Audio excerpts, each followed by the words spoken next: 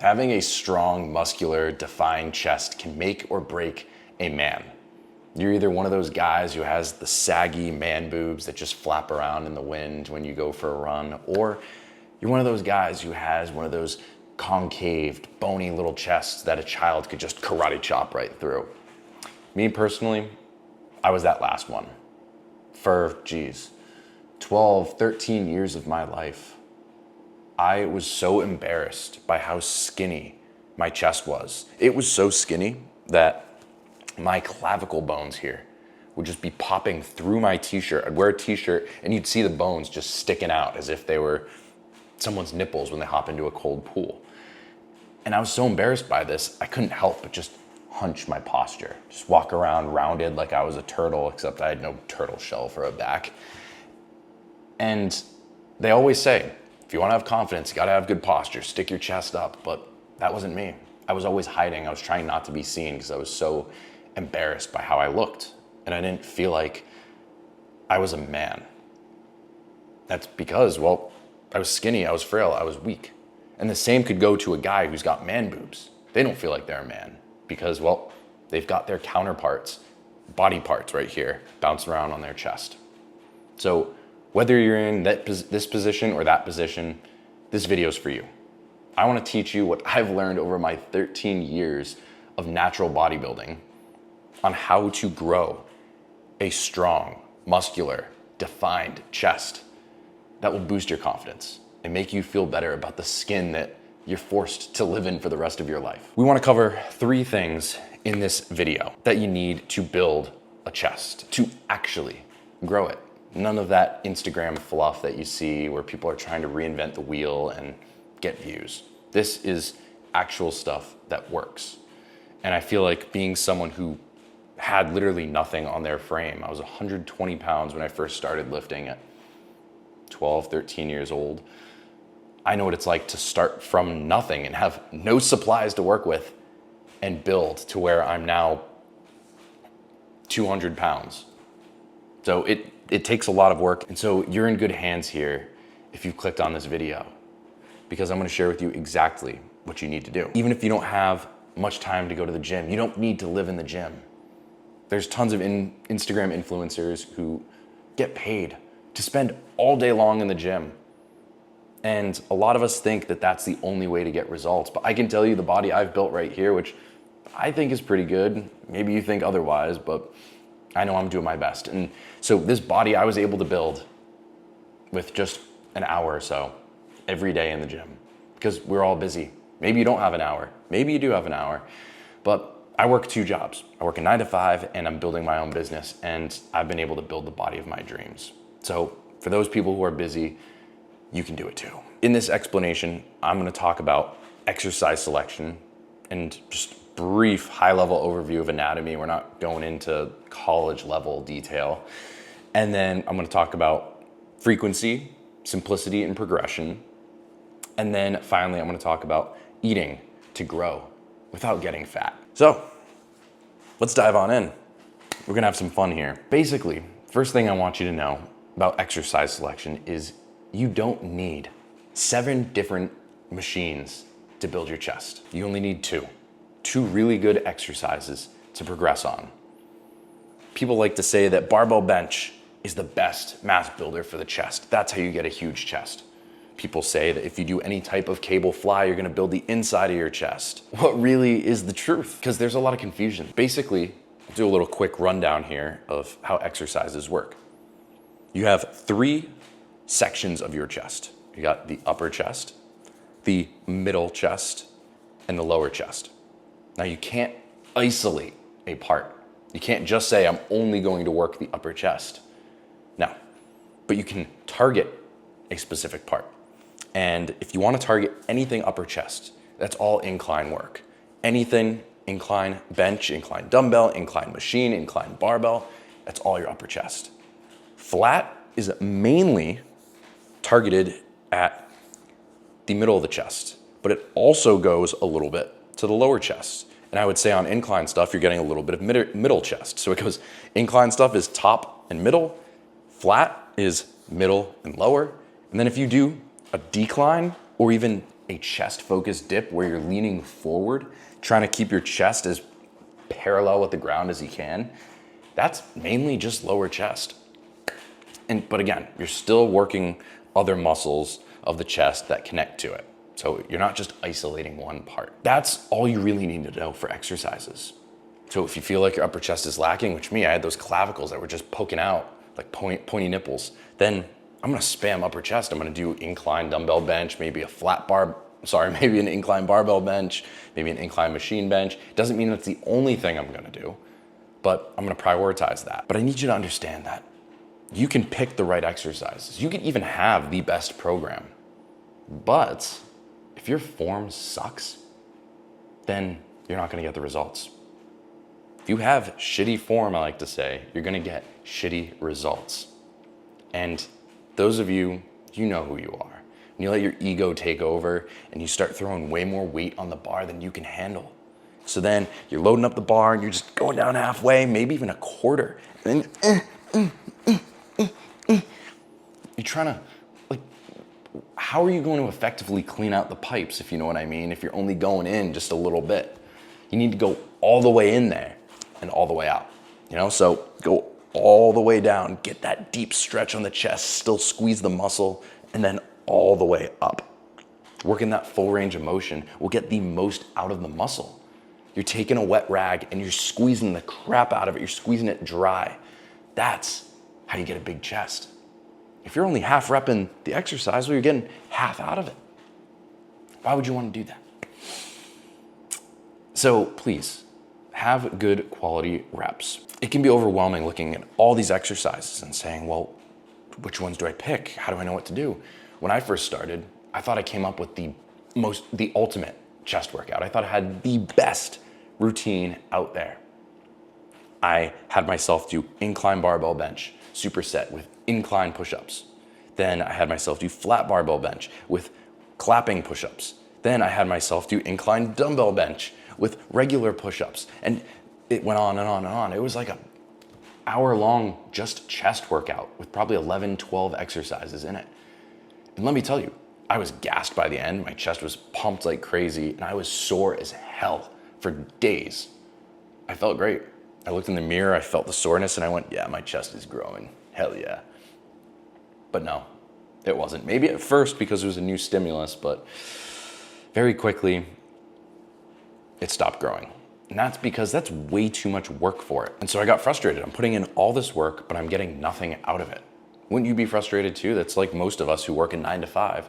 You bust your ass at that job, you stay late, you come in early, you exceed expectations.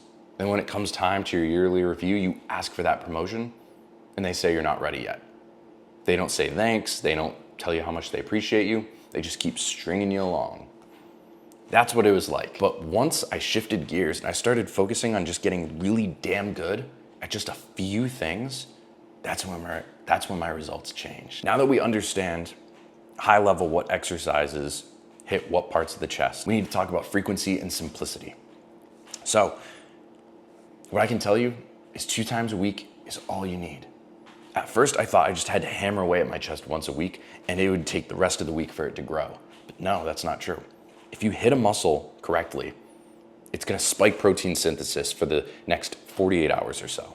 That's when your muscle is going to be growing and repairing. After the 48 hours, that goes down and you have another opportunity to work the muscle again. And so of course we wanna take advantage of that and work it twice if we can during the week. You can even hit it 3 times.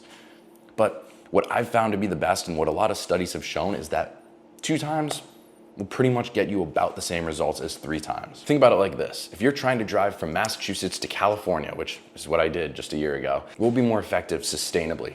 You getting in the car that day in Massachusetts and just driving constantly to California, or saying, you know what, each day I'm going to drive 10 hours. That is way more effective because it takes less of a toll on you. If you're driving the whole entire way to California without taking a single break, I don't even know if you're gonna make it. There's people who do that, but man, That's taking quite a toll on your body. And once you make it to California, you're going to be spent. You're not moving your stuff in for at least a day. You're gonna be sleeping for 24 hours. You're gonna wake up, you're gonna need food, you're gonna need hydration. And then you're gonna say, wait, now I gotta move all this stuff in. Your central nervous system's probably gonna be fatigued. You might have gotten sick from not getting any sleep, barely any nutrition. Like, how did you even break in bathroom breaks during that freaking 60-hour trip? So breaking it up into a higher frequency rather than hammering it all out at once, it's way more sustainable in the long run. So if chest is your priority right now to bring up, then we want to give this our best resources. So start your week with your chest workout, because when you start your week fresh, right after your rest day, you're coming into that first workout with so much energy, you're ready to run through a brick wall. And so wouldn't you want to allocate all your best resources first towards the most important muscle group for you to bring up? And the same goes for exercise selection. If you're training your chest and triceps or your chest and shoulders, you want to do your chest exercises first to allocate those resources. And if your upper chest is weaker than your middle chest or your lower chest, then you want to do an upper chest focused exercise first. Prioritize the weak points. Think of it like when you're drafting your fantasy football picks in the beginning of the year. It's draft night and you have your first pick. Aren't you going to pick the best player, the most important player to you? The same goes for your chest. If your chest is what's most important to you right now, do that first. Give it all your resources. And then the frequency is important. So you would train your chest on Monday. We need 2 days at least of recovery. You can also do 3. That's what I do. So Monday, chest. Tuesday, Wednesday, Thursday, hitting other muscles, maybe resting.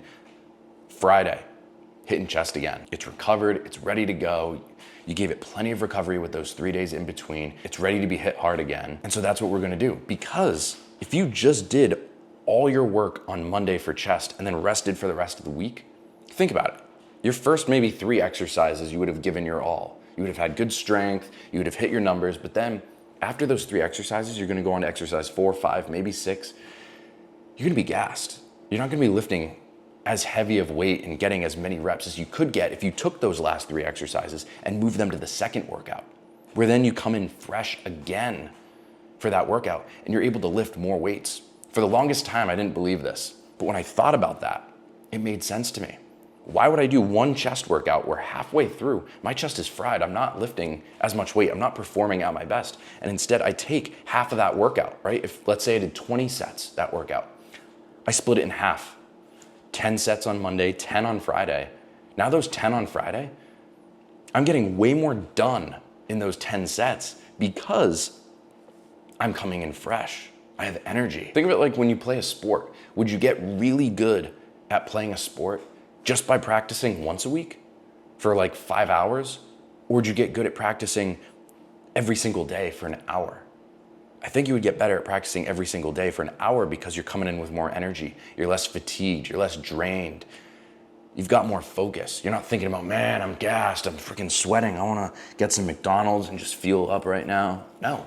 You're coming in fresh and you're, all right, I'm excited. I got an hour, that's it. All I have to do is dedicate an hour to focusing on how to kick a soccer ball.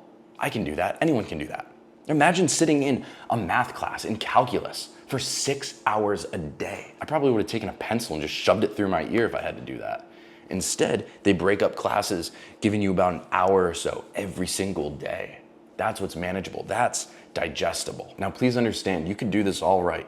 You could have the right exercises, you could have the right frequency of your program, the right sets, the reps, and you could be pushing yourself. But if you're not giving your body the supplies to grow from, then it's not gonna grow. That's like designing and getting the crew together to build a brick house, but you don't have any bricks to build a house with. Then you're all sitting around there twiddling your thumbs, sticking your fingers up each other's asses. You're not gonna get there. So this means we need to eat in a caloric surplus, but not become a fat ass. Because if you eat big to get big and you just go to town on McDonald's, well, guess what? Your stomach's gonna stick out further from your chest and you're gonna get the man boobs to come along with that. And that's not a good look. When I first started lifting, this was one of the big things that held me back. I was scared to eat a lot of food because I was worried I was gonna lose my abs and I was gonna get fat. I worked so hard to get my abs, and now that I'm trying to put on size, I'm thinking, oh, if I just eat clean, eat protein, I'll get big. But no, you need carbs and fats. That provides you energy to perform better in your workouts and help your muscle recover and grow. Protein's obviously still important too, but I think a lot of people neglect their carbs and fats. And so this is what held me back for a while. It wasn't until I saw a video on bodybuilding.com where it was this massive guy and he's sitting there and they're interviewing him and he's talking about how he put on size and he goes, I didn't really put on size till I met so-and-so at the gym and I asked him, how'd you get so big? And he goes, you gotta eat, boy, you gotta eat. So I started eating a bag of chips every single day, bag of chips. And don't take that so literally, because then again, you'll become that fat guy with the man boobs flapping around in the wind. No, but it did inspire me to start eating more. And that's what you wanna do, but you wanna make sure it's good quality food. And you don't wanna go from 0 to 100 with your food. It's just like how if you're getting into running, you don't wanna run a marathon your first day of running. You wanna build up in that amount of food. And my advice for this goes for even a fat loss diet. You need to figure out where you are right now with how many calories you eat to maintain your body weight. And so you want to get your TDEE, your total daily energy expenditure. You can find a great calculator online, just type in TDEE calculator. Get that, plug in all your info. That'll give you the amount of calories that you need to maintain the current body weight that you are at right now. You take that number, and then all you do is add anywhere between 200 and 500 calories to that. That is a surplus. You are now eating more than you burn on a daily basis. And if you are working out hard and you're pushing yourself to failure or really close, then that is going to make you get bigger. Your body's gonna take the excess calories and use that to repair those muscles and make them grow bigger and stronger. I think it's really important to track all this data. How I suggest doing it: step on the scale every day, record your weight every single day, and then do a weekly average. Add up all the weights for the 7 days of that week, divide by 7. That is your weekly average. Compare that weekly average to each week. And if you're not going up by a half pound or a pound, no more, each week, then you need to increase the calories. If you're going up too fast, let's say you're gaining 2 pounds a week, you're gonna get fat soon. Might not notice it right away, but you will. And you don't want that to happen, because then you're gonna be in that awkward stage where you're skinny fat. You don't have a big chest, but you're also getting fat. And then you go, what do I do now? I don't wanna cut, because then I'm just gonna look small still, but I don't wanna be fat. Save yourself the stress. Do a nice slow bulk and don't exceed a pound a week. Now, you have that data, but what I think is also really important is using an app like MyFitnessPal. You're able to track all your meals and make sure that each day you're hitting that caloric goal. Because how are you supposed to manage the weight on the scale if you don't know if you're hitting the right calories that you need to hit every single day? How do you know that you're hitting the right amount of protein, the right amount of carbs and fats? You don't. You're leaving everything up to chance. You're just trying to wing it. And I did that, and my results weren't great. It wasn't until I dialed in, I got MyFitnessPal, I started tracking all my meals, I started looking at the weight on the scale, and I started correlating the two. Okay, my weight's not moving fast enough on the scale. I'm only going up by a quarter pound a week. I'm gonna increase my calories in MyFitnessPal. I'm gonna track my meals and make sure I'm hitting them every single day. I did that. Next thing you know, the scale's moving faster. I'm starting to get bigger. That's how it works. But back to fantasy football, you look at your players and you decide who you're going to play and who you're going to bench based on their data from the week. Imagine you didn't have access to any of that data. Well, then how do you know whether you're going to play them or not?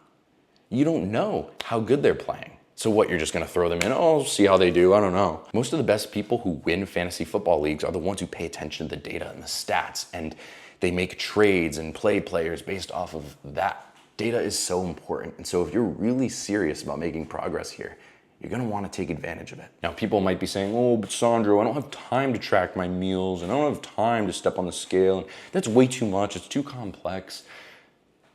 Let me make this so simple for you that anyone can do it. Because again, I lived this.